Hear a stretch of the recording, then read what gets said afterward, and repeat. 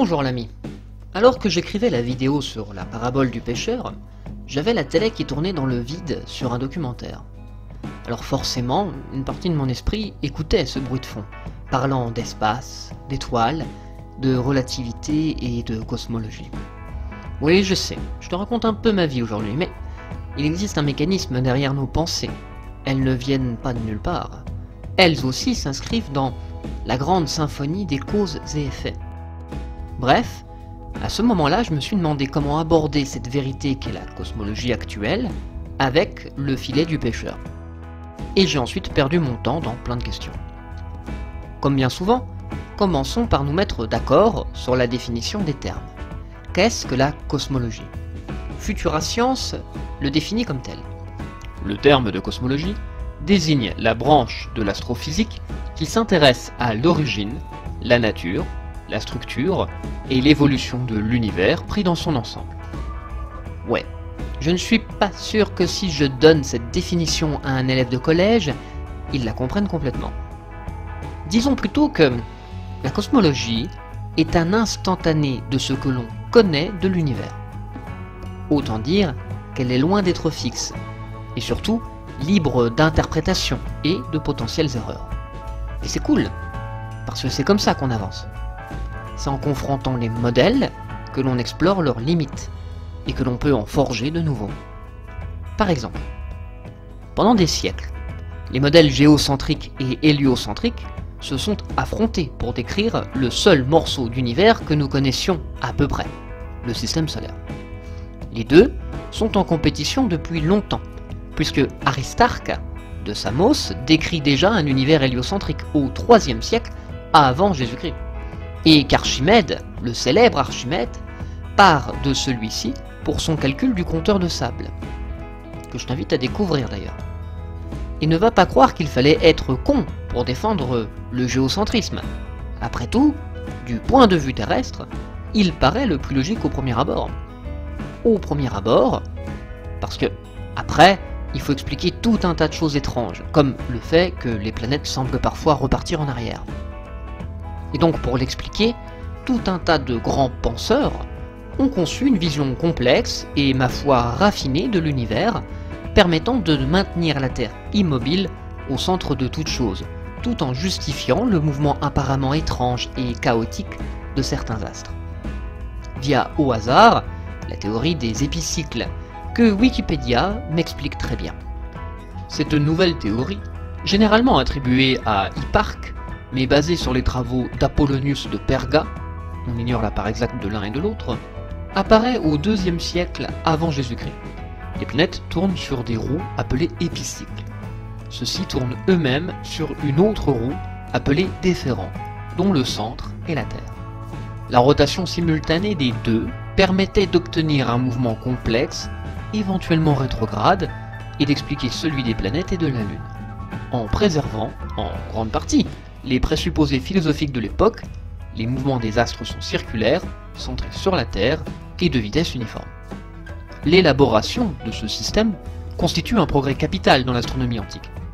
En décomposant les mouvements complexes des astres en cercles parcourus par ceux-ci à vitesse constante, on rendait possible la confection de tables astronomiques très précises et très fiables. Ces tables permettront par exemple les premiers calculs d'éclipses solaires. Dès lors, la théorie géocentrique, fût-elle fausse, elle fonctionnait. Bah bien sûr qu'elle fonctionnait. Parce que l'intérêt d'une théorie, c'est sa capacité à faire des prévisions des phénomènes. Bref, à nous être utile.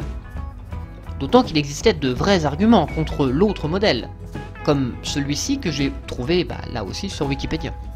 Les observations expérimentales de l'époque faisaient apparaître la taille apparente de Mars ou de Vénus comme étant fixe au cours de l'année, ce qui est contradictoire avec le modèle de Copernic, dans lequel la distance entre la Terre et ses planètes est variable tout au long de leur révolution. La révolution de la Terre autour du Soleil devrait faire apparaître une modification de l'angle d'observation des étoiles fixes. Pour expliquer l'absence de parallaxe discernable, Tycho Brahe détermine que le modèle héliocentrique nécessite de placer l'étoile la plus proche à au moins 7000 fois la distance Terre-Soleil. Si l'on sait aujourd'hui qu'Alpha du Centaure est encore 37 fois plus loin, à l'époque, une telle distance semblait totalement absurde. Par ailleurs, Tycho Brahe montre que si les étoiles sont aussi éloignées, leur diamètre devra être plusieurs centaines de fois celui de notre Soleil pour expliquer leur taille apparente vue depuis la Terre. Il faudra attendre le 19e siècle pour comprendre que nous ne percevons pas une image fidèle des étoiles, mais un disque lumineux élargi par des phénomènes de diffraction de notre œil. Et si l'héliocentrisme a fini par prévaloir avant de pouvoir aller le vérifier en personne, ce n'est pas parce que le précédent modèle ne permettait pas d'expliquer les choses, c'est parce qu'il permettait d'arriver au même résultat, mais avec moins d'efforts, ouvrant la voie à la découverte de nouvelles possibilités inenvisageables avant, en commençant par la relativité de l'observateur. Et oui, il est remarquable de noter que cette nouvelle vision des choses s'est imposée rien moins que contre la science de l'époque, la religion dominante et même l'évidence des sens. Pourquoi accepter que la course du Soleil dans le ciel soit une illusion d'optique?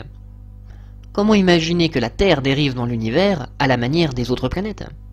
Mais, surtout, comment expliquer que de tels mouvements soient parfaitement imperceptibles pour les hommes? C'est à cette dernière question que va chercher à répondre le principe de relativité. Et là, je touche à ce qui m'intéresse le plus dans ce genre d'histoire, l'impact sur la psyché humaine.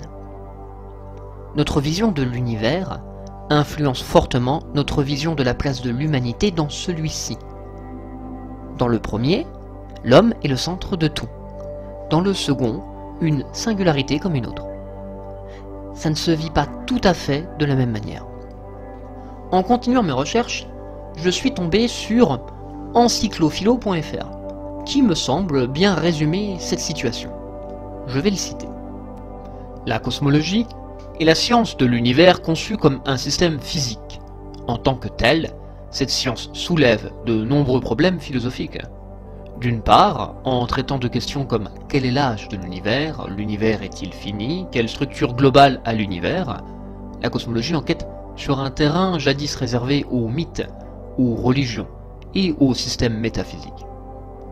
D'autre part, parce qu'elle a un objet très particulier, l'univers, on lui a souvent refusé le statut de science, ce qui pose concrètement des problèmes de philosophie des sciences comme qu'est-ce qu'une théorie scientifique?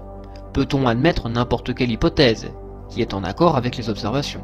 Ou quelle est la limite entre spéculation scientifique et spéculation philosophique? Dans cet article, on expose les différentes étapes du développement de la cosmologie scientifique, l'image que l'on avait de l'univers à chacune de ces étapes, et les problèmes philosophiques liés à ces conceptions de l'univers. Et c'est vrai que la cosmologie ne se propose ni plus ni moins que de faire ce qui était dévolu aux mythes et aux légendes autrefois. Expliquer le monde qui nous entoure et lui donner un sens. Ce n'est d'ailleurs pas un hasard si dans l'Antiquité, toutes les grandes écoles philosophiques avaient développé leur propre cosmologie, plus ou moins libérée des mythes, car c'était le meilleur moyen de placer leurs pratiquants dans un contexte. Or, les cosmologistes actuels me déçoivent beaucoup sur ce point. Pas tous. J'ai beaucoup aimé les cours d'Aurélien Barraud sur le sujet par exemple. Merci à lui d'avoir mis en ligne ces cours de cosmologie que j'ai trouvé passionnants il y a 2 ans quand je les ai découverts. Alors, j'imagine que tu ne vois pas où je veux en venir. Pour être honnête, moi non plus. J'écris et je me laisse porter. Mais disons que, de tout temps, cosmologie et philosophie se sont répondues, ont collaboré, étaient même indissociables dans certains points de vue. Aujourd'hui, par contre, j'ai l'impression qu'une grande partie des cosmologistes haïssent la philosophie. Stephen Hawking a proclamé la mort de la philosophie, et il n'est pas le seul. Des astrophysiciens et des physiciens n'hésitent pas à déclarer en public que la philosophie est inutile pour la science. Et ça, je trouve cela hypocrite. Parce que ce genre de personnes s'immiscent dans les débats qui sont de nature philosophique. En 2010, dans son livre Grand Design, Hawking fait de la philosophie. Et des grands anti-philosophes comme Neil deGrasse Tyson, que j'apprécie beaucoup, Lawrence Krauss et d'autres s'engagent finalement fréquemment dans des sujets de nature philosophique, parfois sans s'en rendre compte. Et si c'est si inutile que ça la philosophie, pourquoi font-ils appel à des sujets philosophiques? Il me semble, depuis le dépotoir de mon appartement, que, quoi qu'ils puissent penser, tous les domaines de la science se confrontent à des questions qui ne peuvent pas trouver de réponse uniquement par la méthode scientifique.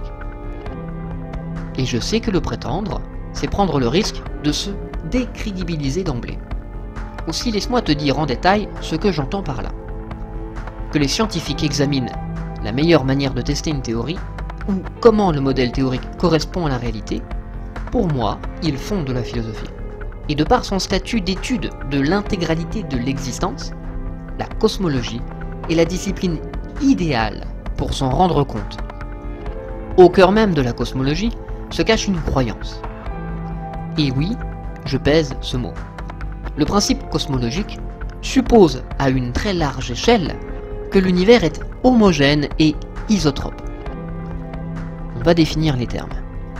Le Larousse définit homogène comme suit, dont la composition et la structure sont les mêmes en tout point.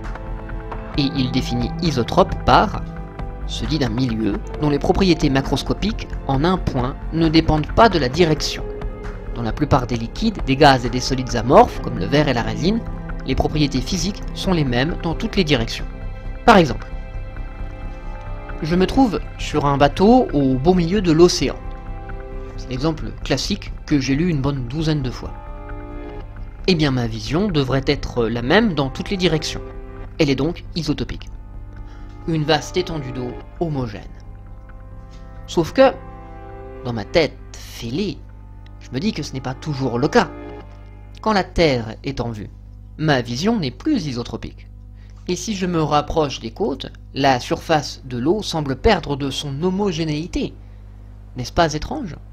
En fait, le principe cosmologique est fondamental pour que nos scientifiques comprennent l'évolution de l'univers. Nous en revenons à l'intérêt prédictif d'une théorie.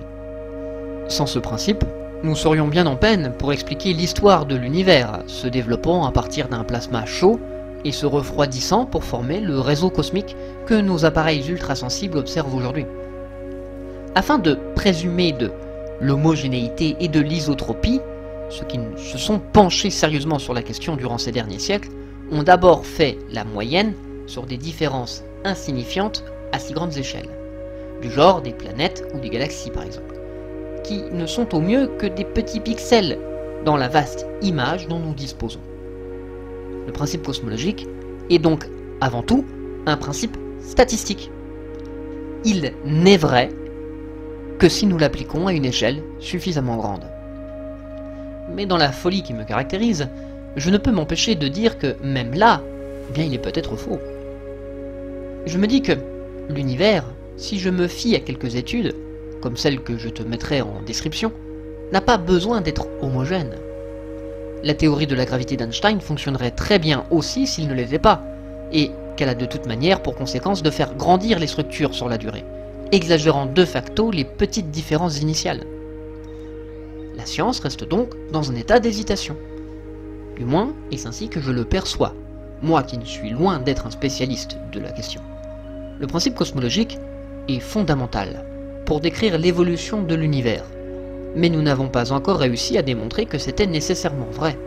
Les tentatives visant à déterminer si l'univers est homogène, ou à quelle échelle il le devient, n'ayant donné que des résultats que nous pourrions qualifier de mitigés. Par contre, l'isotropie, elle, a bien été observée. Le rayonnement de fond des hyperfréquences cosmiques, émis de partout dans l'univers, quelques centaines de milliers d'années après le Big Bang, eh bien, ce rayonnement de fond est 100% isotrope. Ce qui signifie que, depuis mon bateau perdu dans l'océan, je vois des petites différences. Il existe des petites vagues agitées qui viennent rompre la platitude de l'eau, mais que ma vue est globalement isotrope. Ce qui m'amène à une autre question. Est-il possible d'avoir de l'isotropie sans homogénéité? Après tout, nous ne sommes que des petits observateurs au centre relatif d'une sphère de distribution de matière. Les choses ont l'apparence de l'isotropie, mais la distribution n'est pas forcément homogène. Non? Est-ce que je me trompe? Malgré tout, beaucoup de cosmologistes sont heureux de croire à l'homogénéité à de telles échelles, qu'elles soient ou non mesurées, parce que pour eux, l'homogénéité découle logiquement de l'isotropie. Or, ce n'est pas une conclusion empirique. C'est une conclusion basée, et j'ai mis le temps à y parvenir, sur un principe philosophique. C'est ce qui est plus communément appelé le principe copernicien, qui suppose qu'il n'existe pas d'observateur privilégié, que nous ne sommes pas à une place particulière dans l'univers, et surtout pas en son centre.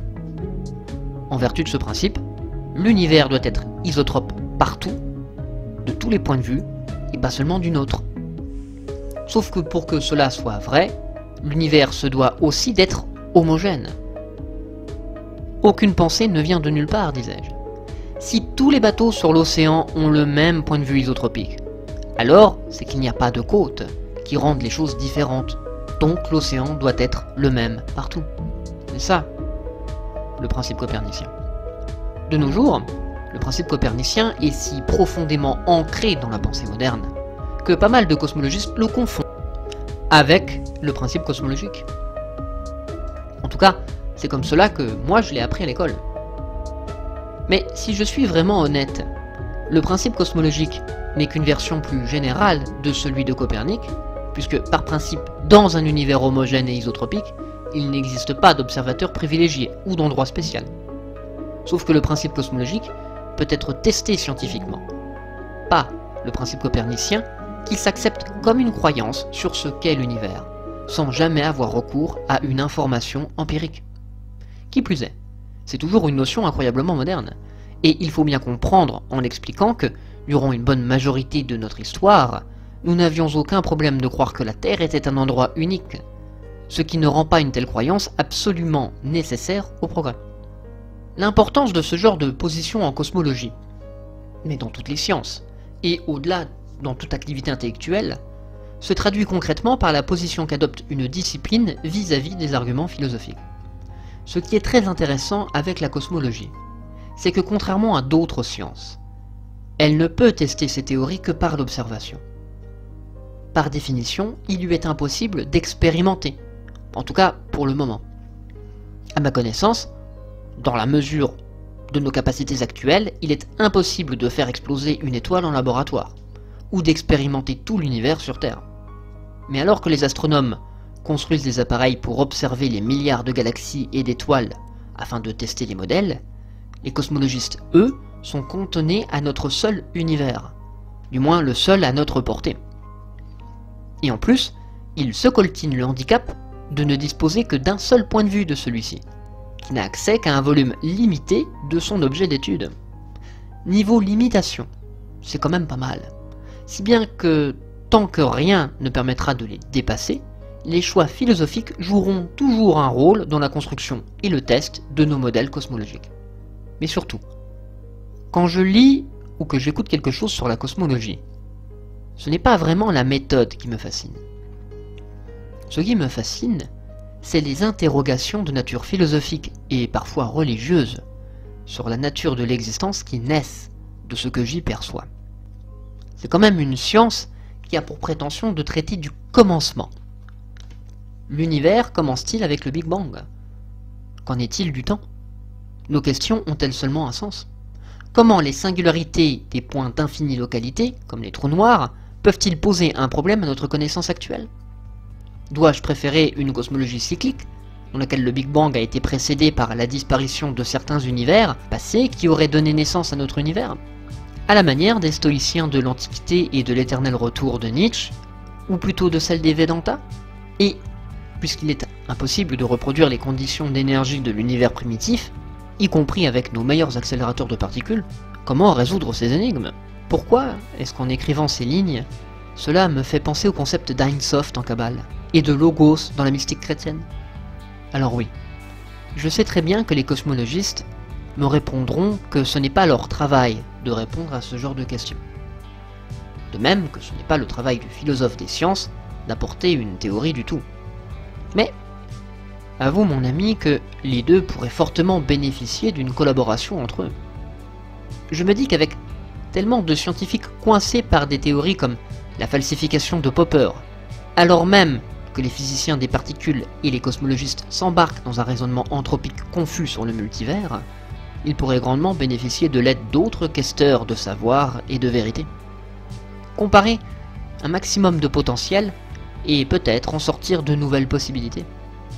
Écoutez les anciens, qui ne voyaient pas de distinction, mais des collaborations, où, comme le disait si bien Isocrate en son temps, les mathématiques sont une gymnastique de l'esprit et une préparation à la philosophie.